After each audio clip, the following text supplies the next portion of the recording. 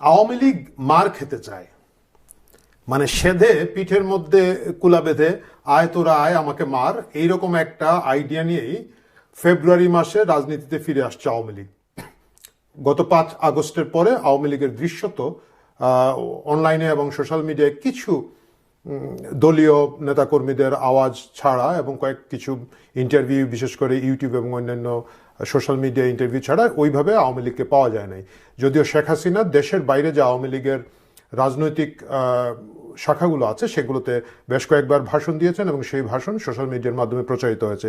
কিছু telephone আলাপও leak হয়েছে। অনেকে বলে থাকেন যে এগুলো ইচ্ছা করে লিক করা হয়েছে সাধারণ নেতাকর্মীদেরকে জানান দেওয়ার জন্য যে শেখ হাসিনা কাজ করছেন এবং আওয়ামী লীগ এখনো ক্রিয়াশীল একটা রাজনৈতিক সংগঠন। এই অবস্থায় এসে হঠাৎ করে আওয়ামী লীগ তার ভেরিফাইড পেজে গত 28 তারিখে একটা কর্মসূচি ঘোষণা করেছে।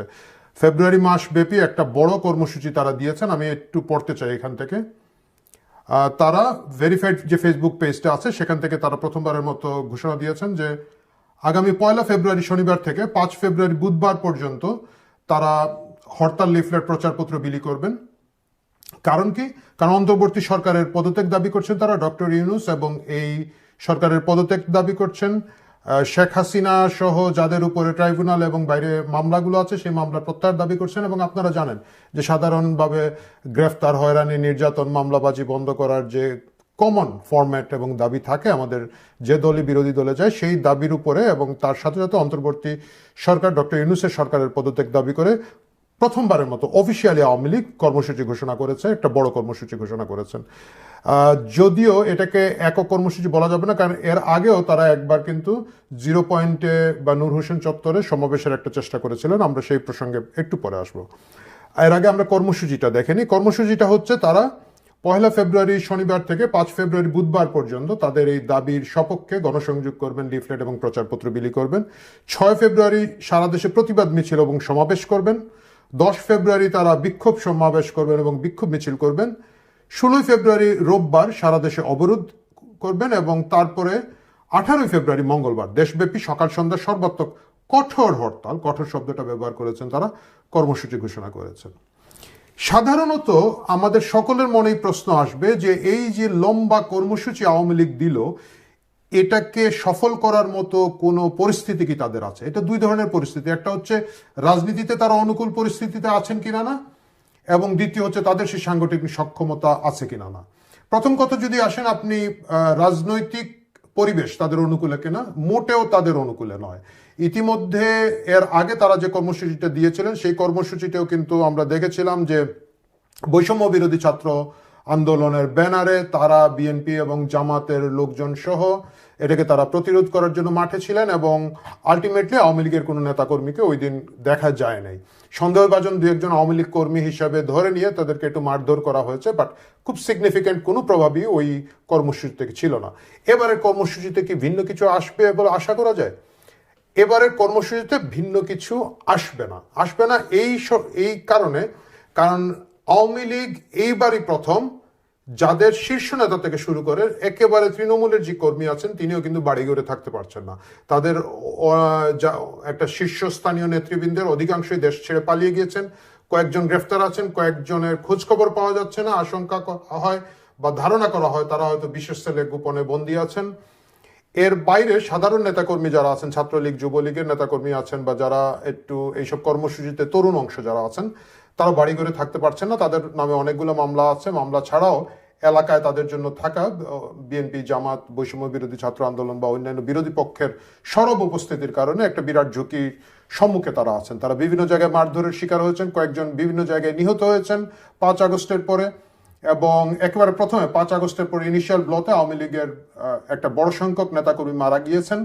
তারপরেও এখন পর্যন্ত বিভিন্ন জায়গায় তাদেরকে পেলেই হামলা মামলা হওয়ার একটা সম্ভাবনা আছে। এই পরিস্থিতিতে আওয়ামী লীগ কি এত বড় কর্মসূচি পালন করে বোকামি করছে? এখানেই হচ্ছে টুইস্ট। তারা এই বোকামিটা করছে না। তারা এখানে সরকারকে একটা ফাঁদে ফেলার রাজনীতি করেছেন। কিভাবে ফাঁদে ফেলার রাজনীতি করেছেন আমরা অনেকেই জানি, প্রিয় দর্শক, যে জাতিসংঘের একটি শক্তিশালী প্রতিনিধি দল সহ বেশ কিছু আন্তর্জাতিক পর্যবেক্ষক বা আন্তর্জাতিক বিভিন্ন সংস্থার লোকজন ফেব্রুয়ারি মাসের বিভিন্ন পর্যায়ে বাংলাদেশ সফর করবেন এবং তারা বাংলাদেশের গণতন্ত্র, বাংলাদেশের নির্বাচনী ব্যবস্থা এবং অন্যান্য ইস্যু নিয়ে সরকারের সাথে কাজ করবেন এবং বিভিন্ন রাজনৈতিক দলের সাথে মত বিনিময় করবেন বলে আশা করা হচ্ছে। ঠিক এই সময়ে এসে আওয়ামী লীগ যখন একটা কর্মসূচি ঘোষণা করছে, তাদের আসলে উদ্দেশ্য কর্মসূচি সফল হলে হলো, কিন্তু তাদের মূল উদ্দেশ্য মাইর খাওয়া, যেটা আমি শুরুতেই বলেছিলাম। এই কর্মসূচি সফল করার জন্য আওয়ামী লীগ চেষ্টা করবে তাদের নেতাকর্মীদেরকে বাইরে নিয়ে আসার। বিভিন্ন জায়গায় নেতাকর্মীরা বের হলে তারা হামলা মামলার শিকার হবেন এবং এই খবরগুলো, এই ফুটেজগুলো আন্তর্জাতিকভাবে আওয়ামী লীগকে একটা ভিকটিমের দল, একটা নিপীড়নের শিকার দল, একটা মজলুম দল হিসাবে প্রতিষ্ঠিত করবেন। আমার ধারণা এটাই আওয়ামী লীগের এই মুহূর্তের প্ল্যান। এবং এই প্ল্যানে আমাদের প্রেস সচিব, মাননীয় প্রধান উপদেষ্টার যে প্রেস সচিব আছেন শফিকুল আলম, তিনি প্রথমেই এই ফাঁদে পা দিয়েছেন। তিনি সুস্পষ্টভাবে বলেছেন যে আওয়ামী লীগকে কোনো রাজনৈতিক কর্মসূচি পালন করতে দেওয়া হবে না, সরকার এই অবস্থায় কঠোর থাকবে। খুব স্বাভাবিকভাবেই তিনি, যেহেতু জুলাই আগস্ট আন্দোলন পরবর্তী একটা সরকার এখানে আছে, জুলাই আগস্টে যারা ভিকটিম আছেন তাদের ইমোশনের জায়গা থেকে এবং তাদের সাথে যে ক্রিয়াশীল রাজনৈতিক শক্তিগুলো আছে, বিএনপি, জামাত, বৈষম্য বিরোধী ছাত্র আন্দোলন, জানাক সহ এই যে বিরাট গোষ্ঠী আছে, তাদের সেন্টিমেন্টের দিকে তাকিয়ে সাধারণ মানুষের সেন্টিমেন্টের কথা ভেবে তিনি এই প্রতিক্রিয়া দিয়েছেন বলে বিশ্বাস করছেন। কিন্তু এই প্রতিক্রিয়া একটা রেকর্ডের মধ্যে থাকবে এবং আওয়ামী লীগ 1 ফেব্রুয়ারি থেকে 18 ফেব্রুয়ারি পর্যন্ত বিভিন্নভাবে হয়তো চেষ্টা করে দেখবে তারা কতটুকু মাঠে সরব হতে পারেন, প্রস্তুত হতে পারেন। এবং যেহেতু তাদের একটা বড় সংখ্যক সাপোর্ট বেজ এখনো দেশে নাই বা এলাকায় নাই, নিজের বাড়িঘরে নাই, তারপরেও আমার ধারণা বিশেষ করে যারা দেশে আছেন তাদের নাবিশ্বাস উঠে যাচ্ছে। তারা চেষ্টা করবেন যে হামলা মামলার কাউন্টারে কিছু রাজনৈতিক অবস্থান জানান দিয়ে যাতে তারা নিজেরা একটু সাধারণ জীবনে ফিরে যাওয়ার চেষ্টা করেন এবং সেই সময়ে সরাসরি সরকার হস্তক্ষেপ করবে এবং সরকারের যে রাজনৈতিক শক্তি আছে, বৈষম্য বিরোধী ছাত্র আন্দোলন বা জানাক, জাতীয় নাগরিক কমিটি, তাদের কি বলা যায় ছত্রচ্ছায়ায় এখানের মধ্যে বিএনপি এবং জামাতের কর্মীরা অবশ্যই মাঠে নামবে এবং তারা চেষ্টা করবে যতদূর সম্ভব একটা কঠোর পদক্ষেপ নিতে। এবং এই কঠোর পদক্ষেপের ফুটেজগুলো, এই কঠোর পদক্ষেপের ছবিগুলো, এই কঠোর পদক্ষেপের মাধ্যমে যারা গ্রেফতার হবেন, যারা নির্যাতিত হবেন, যারা আহত হবেন, সব কিছু মিলিয়ে আওয়ামী লীগ আন্তর্জাতিক মহলে দেখানোর একটা চেষ্টা করবে যে তাদের উপরে একটা নিপীড়ন চলছে। এবং এইটাই হচ্ছে মূল উদ্দেশ্য এবং আওয়ামী লীগ এইখানে বিজয়ী হবে বলে আমার ধারণা। যদিও পরিষ্কারভাবে হরতাল বা অন্যান্য কর্মসূচি তো খুবই ঝুঁকিপূর্ণ, আমি জানি না তারা কতটুকু করতে পারবেন বা আদৌ করতে পারবেন কিনা। না, লিফলেট বিতরণ করার জন্য একটা ছোট দল নিয়ে এই মুহূর্তে আওয়ামী লীগের ব্যানারে বের হওয়া এই দেশের বাস্তবতা আসলে সেরকম না। এবং সেই ধরনের বিক্ষোভ মিছিল, বিক্ষোভ সমাবেশ করার মতো অবস্থা তারা নাই, কারণ তাদের স্থানীয় নেতা যারা আছে তারাও তো পালিয়ে আছেন, তারাও লুকিয়ে আছেন। এবং নেতা তো লাগবে, কর্মী, জানবাজ কর্মী আওয়ামী লীগের আছে, আওয়ামী লীগের নিঃস্বার্থ কর্মী আছে, এটা হচ্ছে এই দলের একটা বড় শক্তি। কিন্তু সেই কর্মীদেরকে সংগঠিত করার মতো যারা নেতা আছেন তারা আদৌ মাঠে নামতে পারবেন কিনা না। যদিও আমার কাছে যে খবর আছে যে বিভিন্ন এলাকায় আওয়ামী লীগের যে নেতারা আছেন তারা নিজেরা লুকিয়ে এবং সরে থাকলেও তারা চেষ্টা করবেন ফেব্রুয়ারি মাসে একটু সংগঠিত করতে তাদের নেতা কর্মীদেরকে এবং তাদেরকে নৈতিক সমর্থন দিতে বা অন্যান্য রিসোর্সের যোগান দেওয়ার জন্য তারা হয়তো একটা চেষ্টা করবেন।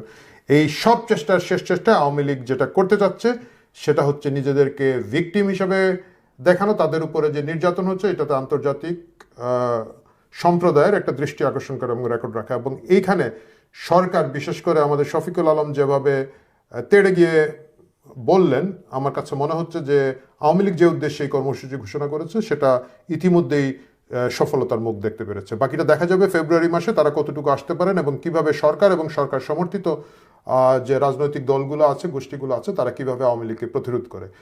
প্রিয় দর্শক, সে সময়ের ঘটনাগুলো আমরা সেই সময় বিশ্লেষণ করব। আপাতত এতটুকুই, ভালো থাকুন।